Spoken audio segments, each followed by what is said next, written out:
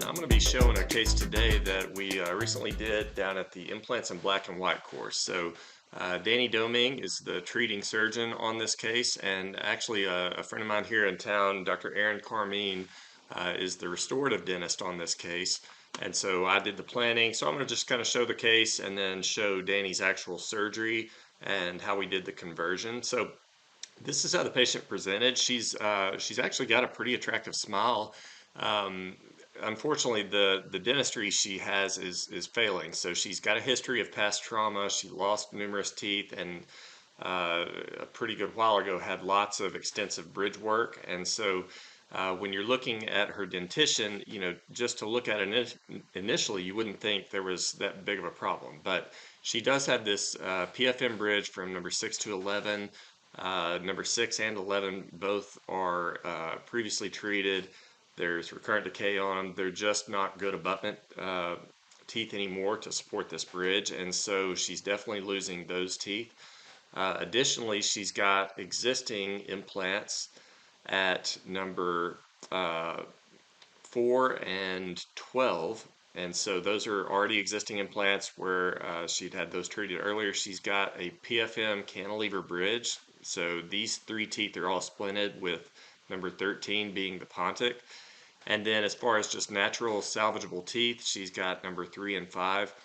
There is recurrent decay under these. And so, even though there's a couple of serviceable teeth here, when you start looking at the big picture, a couple of existing implants, 2 large failing bridges, there's really not a lot of great options. You could make the argument of trying to put an implant here and there and patch up and keep, certain specific teeth, but really the cost to do that is going to be very extensive. And what if they fail again?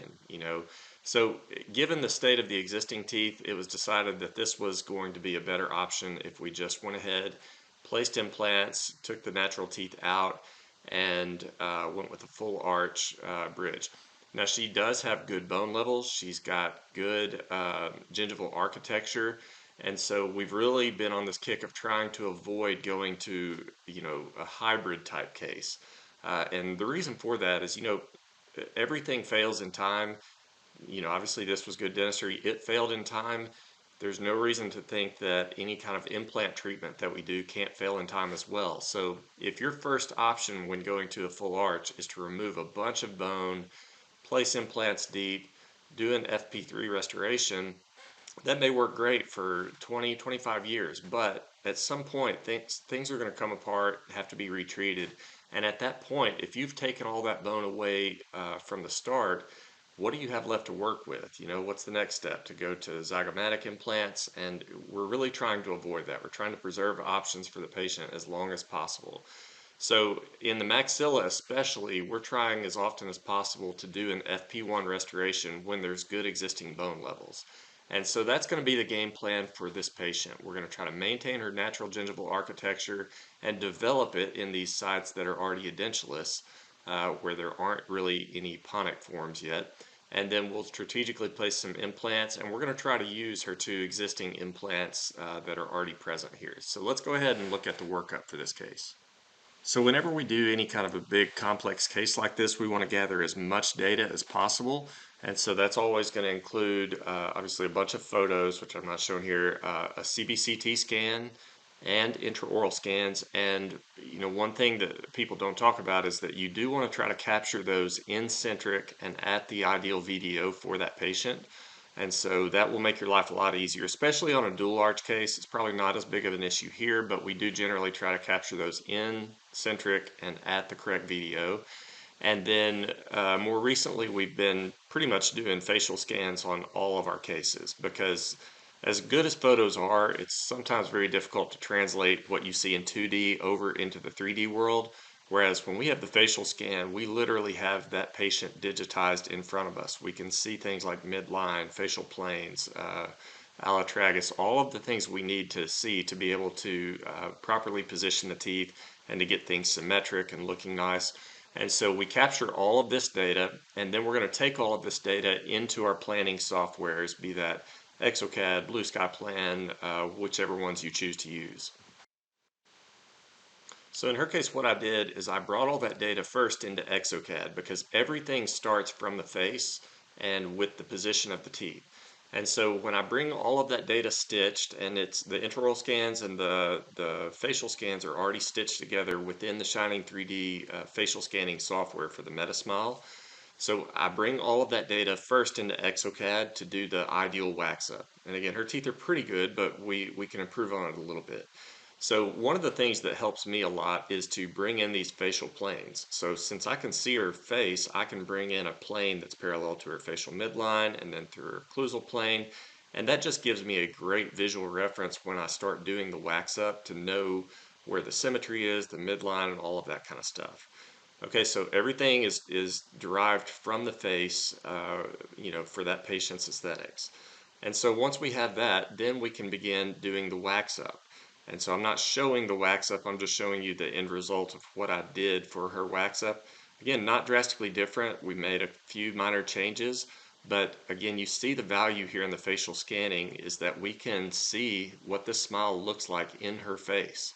Okay, I can see where the incisal edge falls relative to the wet dry line of the lip. Just so many things this adds that I can't really get in 2D pictures, at least not easily. So we did the wax up, and what we'll do from here is go ahead and dial in the occlusion. And so I mounted this on the virtual articulator, and what that allows me to do is move this through its excursive movements. Now we did open her VDO about 1.5 millimeters just to get enough restorative space to have nice anatomy on these teeth. And one of the great things that you can do in exocad is you can run it through the articulator, and that will highlight any kind of excursive interferences. So that was the protrusive movement. Now we can go to lateral occlusion, verify that we've got decent canine guidance, and then we can go into the opposite side's lateral occlusion. And again, we're just highlighting any interferences that might be present so that we can end up with a nice smile that's going to function well and not be full of interferences.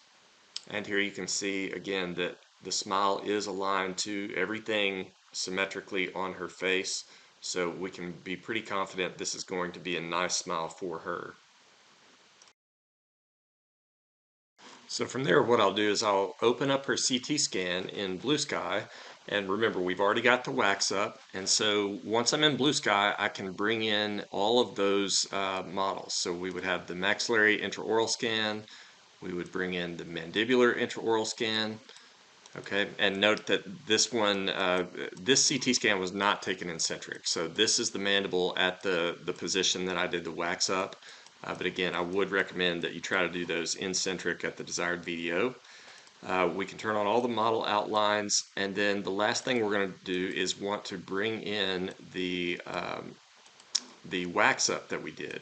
Okay, so you can see all the data has been stitched, but when I start doing the implant planning, I want to do it based on the ideal teeth that we're trying to shoot for, as opposed to her existing teeth. Now again, in her case, they're not that different, but many times in these cases, you've got drastic differences in where their current teeth are versus where the ideal teeth would be.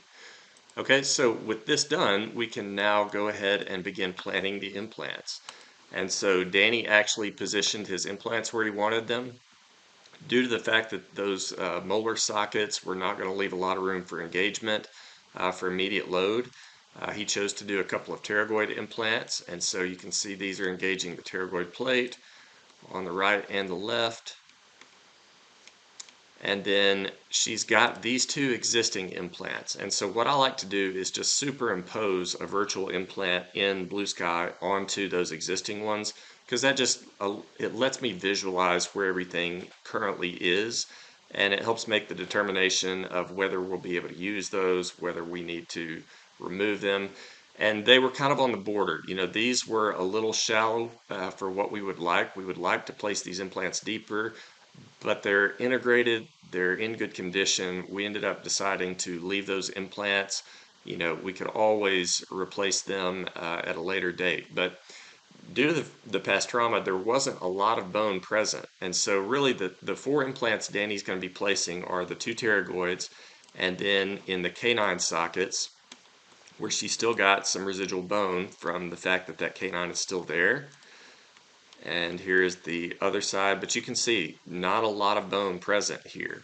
And so you're going to have to be really careful during the extractions not to mess up the buccal plates and lose that bone, because then, you know, things get a lot harder once you lose that buccal plate, and especially if you can't place the implant on that day.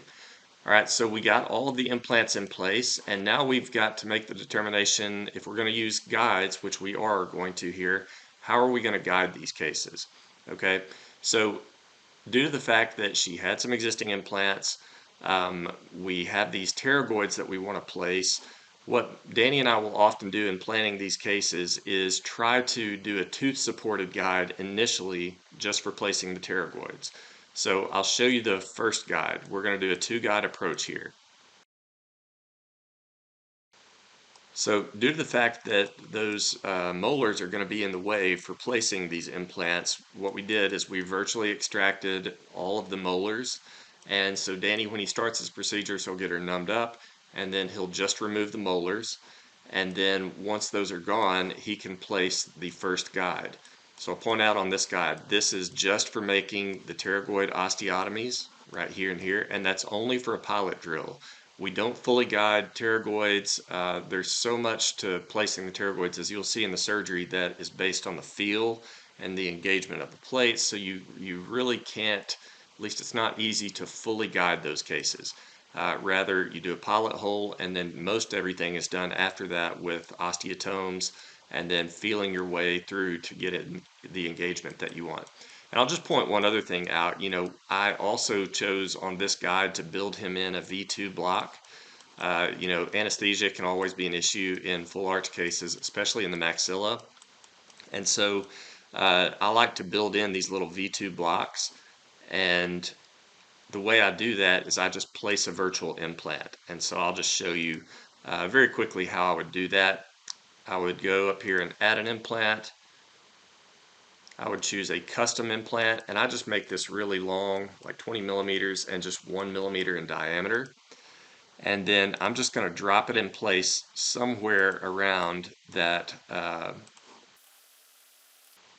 that greater palatine foramen. And so as I begin to spin this around, now you can see that foramen, okay? And then we can line this up. We need to spin it around in all these different dimensions and make sure that we're going to guide a needle right into that foramen. And this just lets you get really good, reliable anesthesia for the entire maxillary arch.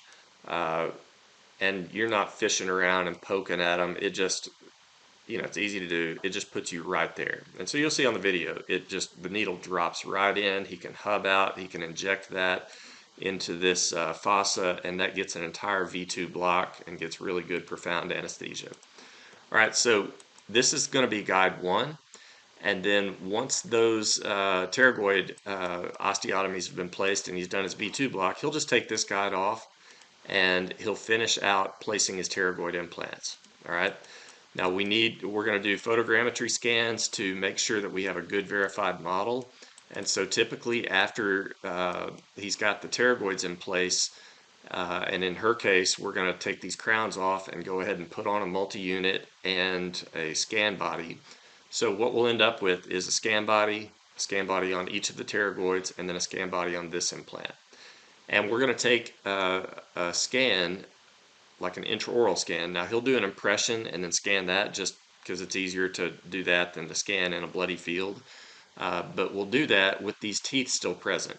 That gives us a reliable bridge to bring all that data back to her preoperative model where we've done the wax up. And then once that's done, then he can go ahead and extract all the remaining teeth. So for our secondary guide, we opted to go with a bone-supported guide. So we used the Blue Sky Plan AI-generated bone segmentation. And so this is her segmented maxilla. Again, if we turn on all of her implants, we're just going to be guiding these 2 implants. So I made a simple bone-supported guide. And you can see these are not guide tubes. This is just a tube that I placed over this so that those implants could passively fit through the guide without interfering with anything. Okay. And I brought this back to first molar. We did end up just sectioning this guide just distal to the tubes, just to make it shorter and easier to seat. But I would always rather make my guides a little large to start with, because they're easy to cut down to size. But man, if they're not big enough to start with, you don't really have many options.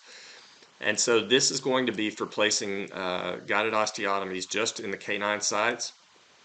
And then the other function of this guide is for making the little bony windows where those ponics are going to emerge out of. So let me show you my ponics on the wax up. I didn't really mention it, but you know, we go to great lengths to make sure that we've got the ideal ponic form in the correct distance from the bone, because you're not going to develop great looking tissue around an FP1 unless you've developed the bone sockets that are going to support that tissue. And so in the case of her anterior maxilla, you know, that's been edentulous for a long time. There's not really much bony architecture to that as far as scalloping. And so what I can do is I can offset my wax up ponics by about 1.5 millimeters to 2 millimeters. And what that does is it creates windows for me. And that tells Danny that he needs to adjust the bone right here, here, here, and here to create that emergence profile so that we can get a nice scalloped gingiva. Okay, so that's the game plan. This is how we're going to approach the case. He'll place all the implants, and then he'll get his final photogrammetry scan, stitch all that data together, and then do the conversion, and he'll just build in the vortex screw channels into the pre-existing wax up that we've already spent all that time doing and getting, you know, perfect, and dialing in the occlusion and everything. All right, so let's go to the surgery, and I'll try to narrate parts where it may not be clear what's going on, but hopefully the surgery will speak for itself. V2. Oh my gosh, that's crazy. And we're in. Alright, good deal. We'll go ahead and do the rest up here.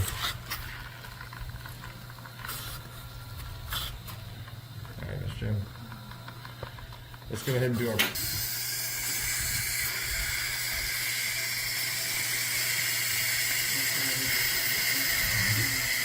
Okay, let's switch sides.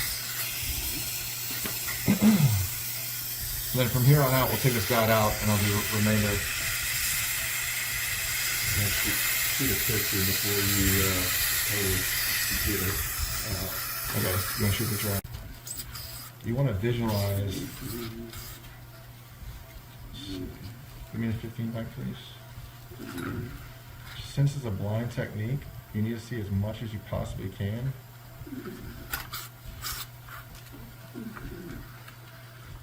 And getting really good flap with good extension.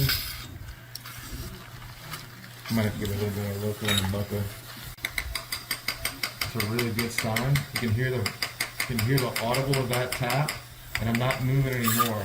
So that means I've typically hit the plate, and I'm not going to be able to perforate the plate. So what I'll do is, for her, I'm going to go back with my pilot drill on her, and I'll try to perforate that plate at this same trajectory, which is really important. If you go up to the next drill after this, you can either blow out your plate or fracture the pterygoid. And I just push through. I'm gonna go back to my osteotome again. Try to feel it with my osteotome. Get back in that same spot.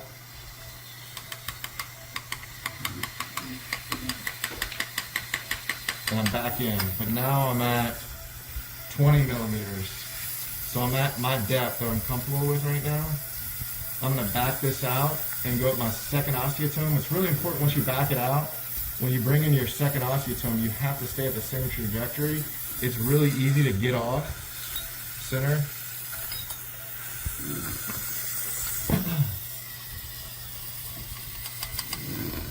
It's a real fine tap. There's a lot of tactile in this. Kind of bottoming out right now, just bottomed out. But you can see I'm not even at 16 right now. So that's good. That's a good sign. I need to go with my 2-0, 3-2 drill right now. I'm going to slowly take this out, and I've got to stay at that same spot. This is the part. I'll go at slow speed to feel it. I'll go back with that same osteotome, and I need to get to depth right now. So I'll use my osteotome and tap, feeling the bone. I'm getting close to the plate. And I feel it now. And I'm at 20. No, I'm at 18. I'm at 18. So give me a 20 millimeter, please.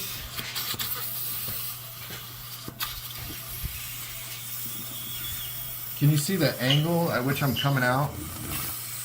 This is the angle where you're trying to hit the medial pterygoid plate, right? It's going to be anterior, posterior, and lateral, so that you're hitting the medial aspect of that medial pterygoid plate.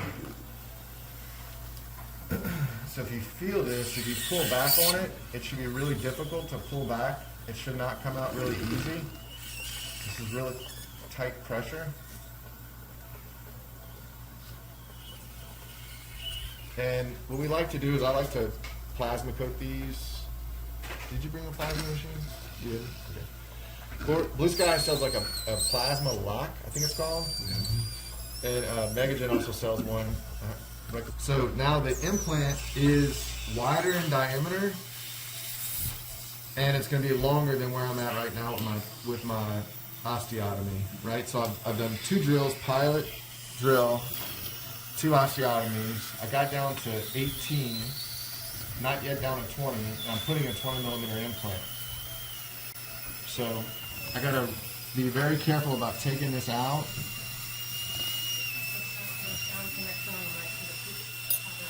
And then I got to put my implant in at that same angulation.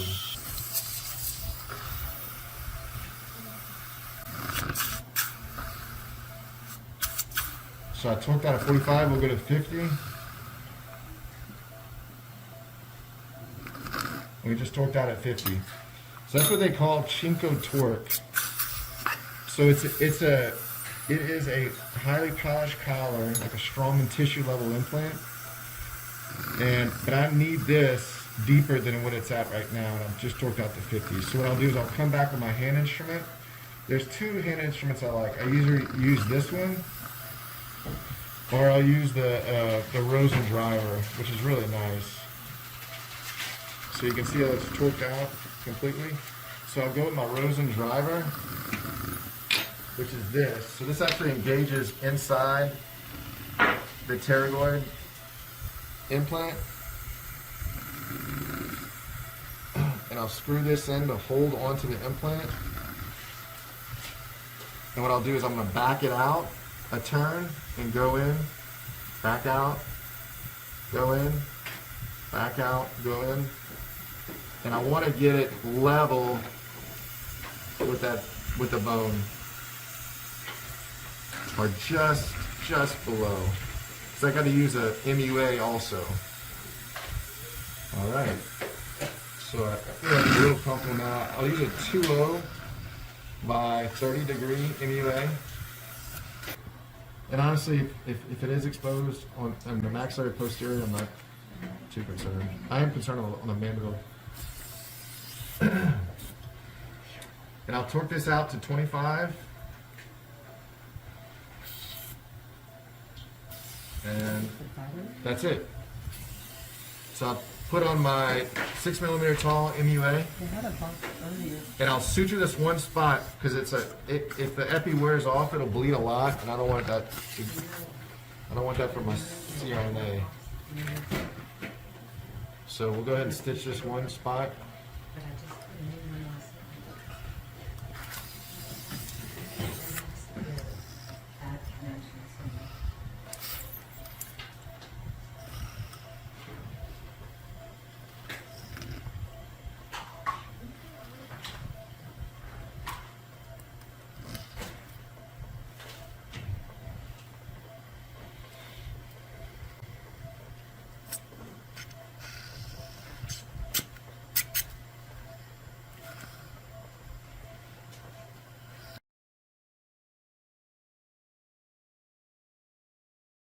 Like that. You can see the angle of and the height of the MUA relative to the bone and the tissue.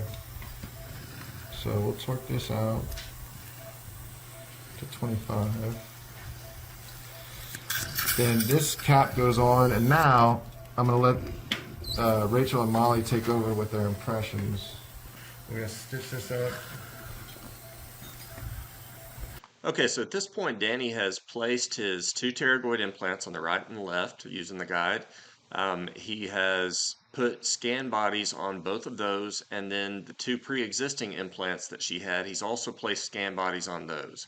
And so what you're not seeing in the video at the moment is that his assistants step in and they just snap an impression. As opposed to taking an intraoral scan, they just snap a quick alginate impression, and then that gets poured in a really low viscosity material called Mach 2, which allows them to make a chairside model very quickly. And that gets scanned, and this model is going to be the bridge between the pre-op model. This will be the bridge for when he takes his final implant scan or impression, whichever one you want to call it, and that allows everything to be stitched back to the preoperative data so that we can convert the wax up. So now that he's got that intermediate scan, in that one, she's still got the anterior teeth. That's the common data back to the preoperative. Now he can go ahead and remove that anterior bridge and begin the process of placing the two anterior implants. Now he wanted to be real careful not to lose any of the buccal bone. It was extremely thin. And so you're seeing here that he's doing the extractions. They ended up putting up a pretty good fight. And so what he ended up doing is sectioning the teeth, taking out the roots in pieces, and trying to atraumatically extract those. And then once those root tips were out, he's placing the bone guide and then going to do the anterior implants. Okay, so the video was a bit choppy here, and so I'll just narrate over this. Now that the impression was taken, he's got the anterior teeth out, he's just relieved the flap a little bit, and now he's taking the bone-supported guide and fitting that onto the maxilla. And you can see it's always a challenge trying to release the tissue enough so that a bone guide will completely seat down on the bone. And the original guide that I had made extended back to about the first molar, but what we didn't anticipate was that those scan bodies were going to be on there. Me and Danny are doing these things remotely 4 states apart, and so kind of planned this quickly, and so didn't really consider the fact that those scan bodies would be on. So what he did is he just took a handpiece and he sectioned that guide just anterior to where those existing implants are.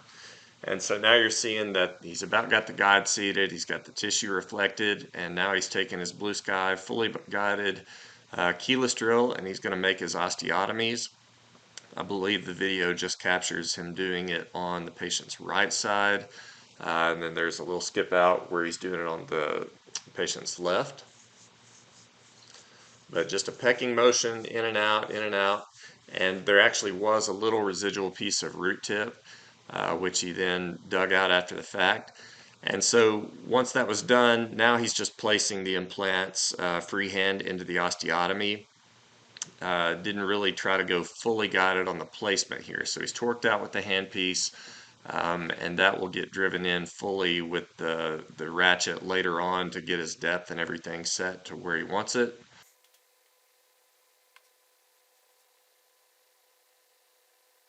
And he's using that ratchet driver on there just as an angle indicator to give him a visual reference. Again, the osteotomy was already made on the opposing side, although it wasn't shown in the video, and now he's just freehanding the implant into that osteotomy as well. Got good torque out, and he's just going to get that down at its full depth. These are Blue Sky Bio Max implants. And then the last thing he's going to do is just place the guide back on. And if you'll remember, this is an FP1 restoration, and you're not going to have nice tissue around an FP1 unless you contour the bone to the proper dimensions. And so if you'll note those little windows in the anterior of the guide, he's reseating the guide, and that's just going to show him where to create little divots in the bone that are going to correspond to where the pontic sites are. So he'll just go in there and brush those with a round burr on an E-cutter, just very quickly. It doesn't take much. It was probably only 2.5 millimeters of bone reduction, and then he can take the guide off and just smooth things up and get them dialed into exactly where he wants them.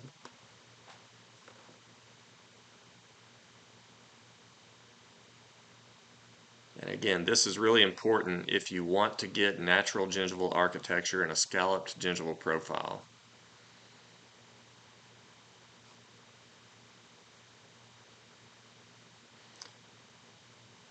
So now that the implants are in place, he's going to go ahead and place his graft material around them.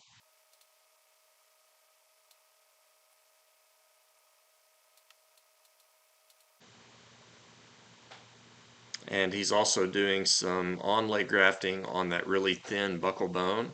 And so you can see that that's being placed on the buccal side of the ridge just to thicken things up and help prevent the chance of implant exposure.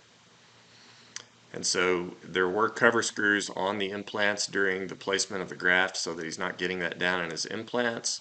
And so now those are being removed and the scan bodies, the multi-unit abutments will be placed first, and then he'll place the scan bodies on top of that.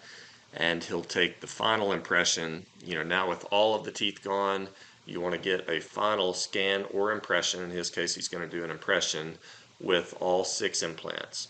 And again, you've got your pre-op where there's nothing but the teeth, and we did the wax up oriented to that. He placed the 2 pterygoid implants and then placed scan bodies on the 2 existing ones. He took an intermediate scan where he kept the anterior teeth. That gets scanned. That is able to be stitched back in via the common landmarks of the teeth that were still present. And now the final impression is going to have all of the teeth removed. But what's going to be common between this scan and the one prior to it, I keep saying scan and impression interchangeably because he's going to do an impression, pour it up, scan that just to avoid the blood and everything in the mouth. But now those 4 posterior implants are going to be the same in both of those 2. And again, that's going to allow everything to be brought back to the patient's pre-op data where the wax up is so that now the conversion can be done.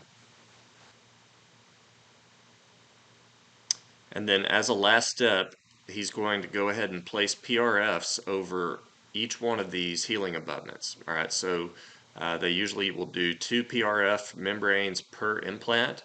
And so each of those membranes is going to be punched in the center to create a little hole, and that hole gets draped over the healing abutment. And that'll happen twice. All the edges need to be tucked in under the flap. And what that's going to do is when he sutures, he's not going to try to get primary closure. In fact, he's intentionally avoiding getting primary closure. Rather, the gingiva is sitting buccal and lingual to the implants. That's going to make the delivery of the immediate load restoration much easier without having to totally open up the flap. He's just going to loosely approximate the tissue to those scan abutments so that he can take his final impression and scan that, and then the temporary itself is going to sandwich down on top of that PRF, and so you end up with this situation where you've got the patient's bone, which has been properly scalloped, and then 2 layers of PRF, and then the temporary, and the gingiva is just kind of pulled to the temporary. And so what's going to happen is that's going to heal by secondary intention, and it's going to assume the shape of the temporary, which we've gone to great lengths to get ideal ponic forms on. So that's basically it for the surgery. At this point, Danny was done with his part. His assistants step in. They're going to take another alginate impression, this time with all 6 scan bodies on there. And that will get poured up in Mach 2, intraoral scanned. But then also his assistants are going to go ahead and take a photogrammetry scan. And so that will be essentially the digital verification jig of these scanned impressions that we've taken throughout this process. So all of that gets merged together. In this case, we were doing a lecture, so he sent it over to his lab, Louisiana Dental Implant Lab. Michael did the conversion, and he stitched up the preoperative wax up that I had done based on her face and everything. He brought in the first scan, which had 4 of the implants, the 2 zygos, or the 2 pterygoids, and the 2 pre-existing implants. And then he'll bring in the last intraoral scan, which was with all 6 implants, and then he'll bring in the iMetric data. So all of that is superimposed in exocad. he goes ahead and just converts my wax up. He's not starting from ground zero. He's using the existing wax up that I've already done and just simply building in the vortex screw channels. And so once he had that, he sent us a WebEx preview. We could look at it, make any tweaks. It looked good, so we went ahead and had him finalize that. They printed that, brought it over, and we were ready to deliver that restoration by later that afternoon. Lengthen real long without. Oh my gosh. I almost want to cry a little bit here. They're really pretty. Yeah. Lee, did you see my teeth? No, not yet. Wow. I like them. I do too. I like them better than your other ones. I do too. And so that was the final result. You know, this was a beautiful lady. She had nice looking teeth to start with, but you know, the dentistry was failing. She had to go to a full upper arch. And so this case just really shows you that we can place these implants, we can immediate load. We even delivered our temporaries the same day and got a beautiful result. And I look forward to showing you the results after she's healed for about a month, at how that tissue develops underneath it to where we can really get a nice smile that looks like it's emerging out of the gingiva. And we'll make tweaks to these temps and pick them apart and fix different things, but to get this result on the day of surgery is really just an amazing thing. So anyway, I hope you found that useful. If you're interested in learning more about this, me and Danny are doing the course, the Advanced Full Arch course, coming up in August. And if you want to register for that, you can either go to coryglenn.org under courses, or you can go to Digital Dental Masters, me and Danny's website, and sign up for that. And hopefully we'll see you there. Thanks.